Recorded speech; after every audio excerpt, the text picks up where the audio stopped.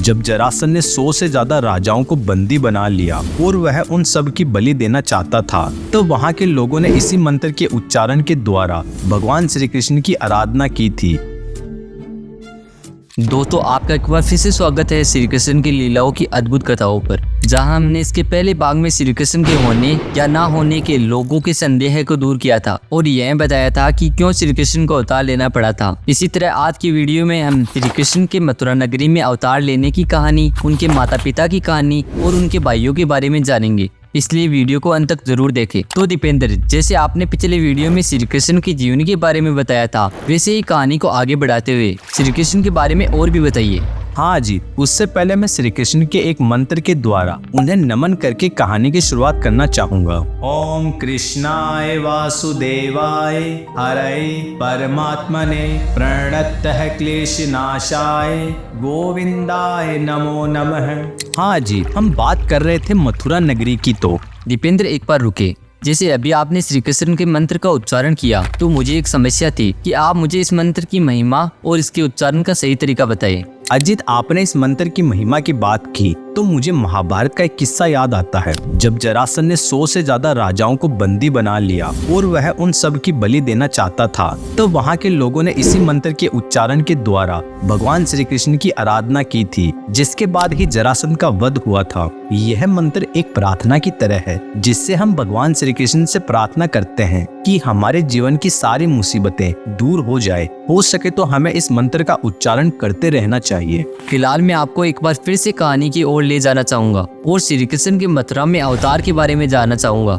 अजीत देखो, अगर मथुरा में श्री कृष्ण के अवतार की बात करें तो जैसे कि हम सभी जानते हैं, द्वापर युग में भोजवंशी राजा उग्रसेन मथुरा में राज करते थे और उनका पुत्र कंस बहुत क्रूर था। उसने अपने पिता को सिंहासन से उतारकर स्वयं को मथुरा का राजा बना लिया था। कंस की एक बहन थी देवकी, जिसका विवाह वासुदेव नामक यदुवंशी से हुआ था। एक समय कंस अपनी बहन देवकी को ससुराल छोड़ने जा रहा था, तभी आकाशवाणी हुई कि देवकी का 8वां पुत्र कंस का वध करेगा। तब कंस ने सोचा कि अगर वह देवकी की हत्या कर देगा तो उसके कोई भी पुत्र जन्म नहीं लेगा। जैसे ही कंस देवकी की हत्या करने के लिए आगे बढ़ा, तभी वासुदेव जी ने कहा कि तुम्हारा शत्रु देवकी का 8वां पुत्र है, इसलिए जब देवकी का 8वां पुत्र होगा तो हम उसे तुम्हें सौंप देंगे, इसलिए तुम देवकी को मत मारो। कंस ने वासुदेव की बात मानी, लेकिन देवकी और वासुदेव को कारागार में डाल दिया और कहा तुम एक एक करके अपनी सारी संतान मुझे सौंप देना, वरना मैं तुम दोनों को मार डालूंगा।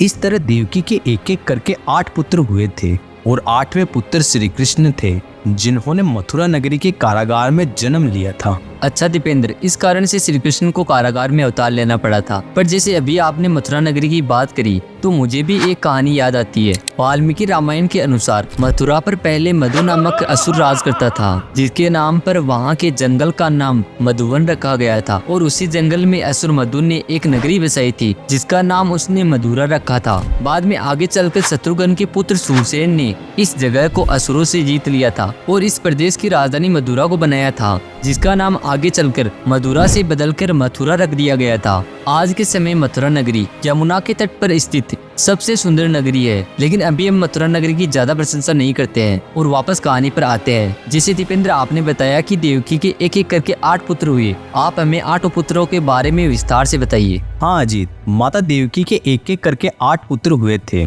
मैं पहले आपको उन्हीं पुत्रों के बारे में बताता हूँ। माना जाता है कि माता देवकी को अपने 6 पुत्रों को खोने का श्राप मिला था और इस श्राप के कारण कंस ने एक एक करके माता देवकी के 6 पुत्रों का वध कर दिया था, जिनका नाम कीर्तिमान, सुषेण, भद्रसेन, ऋजु, समार्दन और भद्र था। 6 पुत्रों के बाद जब माता देवकी को 7वां पुत्र होने वाला था, तब भगवान ने अपनी लीला से 7वें पुत्र को माता देवकी के गर्भ से रोहिणी माता के गर्भ में पहुंचा दिया था, जो कि बलराम जी हुए थे।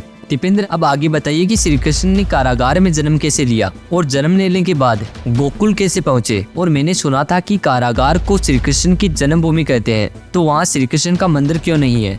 हाँ अजीत, हम आपके इन सारे सवालों की बात करेंगे, लेकिन उससे पहले आज हमने वीडियो से क्या सीखा उसके बारे में बताता हूँ। जैसे हमने अभी बात की, भगवान श्री कृष्ण की जितनी भी लीलाएं हैं उनके पीछे कोई ना कोई कारण जरूर होता है। बिना कारण कुछ भी नहीं होता। इसीलिए हमारे जीवन में कुछ भी बुरा हो रहा है तो हमें उससे निराश नहीं होना है, क्योंकि कहीं ना कहीं भगवान हमारे लिए कुछ अच्छा ही सोच रहे हैं। इसलिए हमें भगवान पर विश्वास रखना चाहिए।